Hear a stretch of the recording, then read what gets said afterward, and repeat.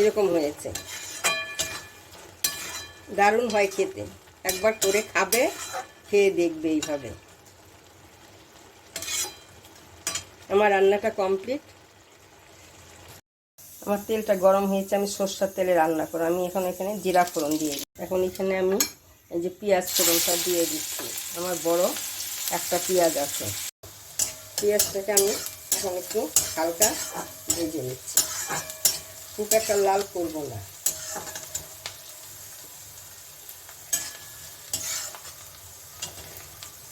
এখন এখানে আমি অল্প হলুদ দিয়ে দিচ্ছি।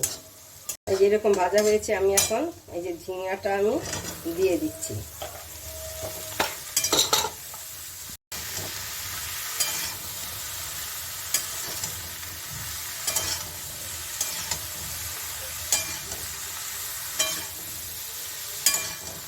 অল্প নুন দিচ্ছি, কেন আমি আগে যে মশলাটা করেছি ওর মধ্যে আমি অল্প নুন দিয়ে মশলাটা করেছি,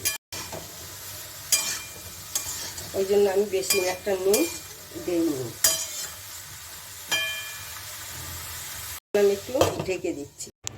এই যে আমি আজকে ঝিঙা রান্না করবো, এই জন্য আমি নিচ্ছি কাঁচা লঙ্কা, এই যে নারকেল আর হলুদ সর্ষে আমি একসঙ্গে পেস্ট করে নেব।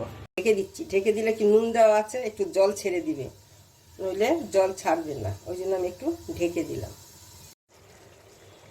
এখন আমি মশলাটাকে দিয়ে দিয়েছি, যে মশলাটা আমি করেছিলাম মশলাটা দিয়ে দিলাম। আমি যে মশলাটা দিয়েছি এর মধ্যে ছিল কাঁচা লঙ্কা, সাদা সর্ষে আর নারকেল, আর দিয়ে দিচ্ছি এই যে পেস্ট করেছিলাম যে মিক্সিতে, ওইটা ধুয়ে জলটা দিয়ে দিলাম।